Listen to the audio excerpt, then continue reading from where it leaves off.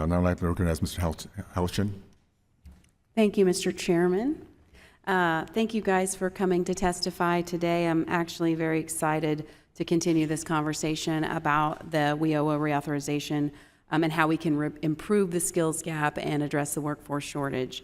The state of the workforce continues to change. Right now, if you want a job, you can find it. WIOA over the past was connecting job seekers to jobs, and we have about 40% of the able-bodied population not engaging in the workforce. So I would like to see a reauthorization that keeps that issue in mind, promoting incentives that would engage the 40% and utilize Work One and other programs to encourage those to participate in the workforce and provide the skilling up that they need to do the jobs of today.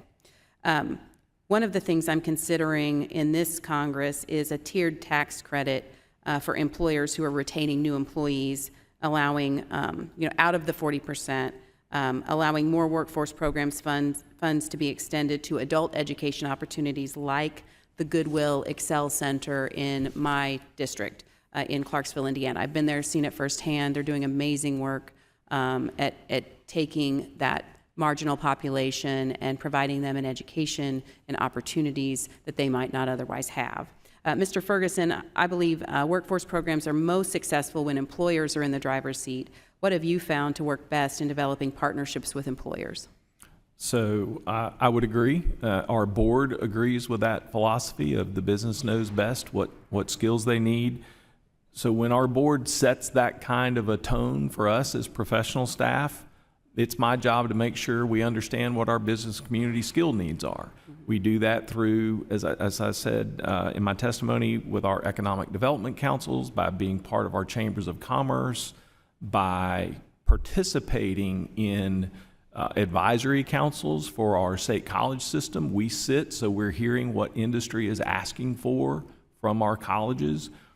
It's really all about partnerships and understanding your local labor market so that we can coach our job seekers that are coming into the career centers. Here's where your areas of best opportunity lie.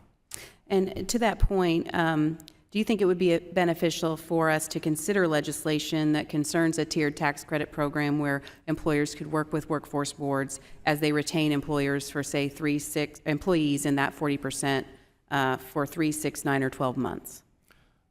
Certainly any kind of a tax credit program or something like it needs to be simple to use. If it takes too much to get the credit, business won't do it. Right. And then would you consider supporting employers in reskilling workers as part of this reauthorization? So would you consider a program that would support employers in helping to reskill the workforce?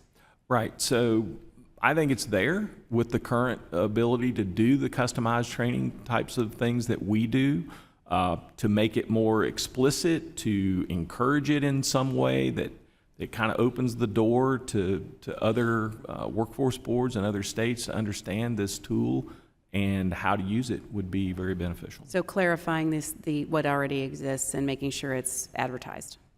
Mr. Ferguson, my time in social services showed me that we should be focusing on young adults aging out of foster care.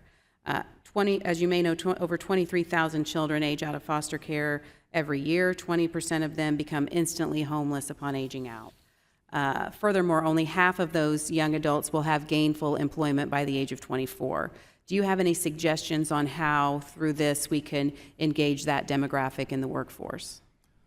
So the best thing that we can try to do is to get to those kids before they age out.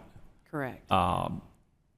And show them what the opportunities are in the labor market, to introduce them to potential training programs, and for us to connect them to employment as soon as possible, because you can build skills while you work.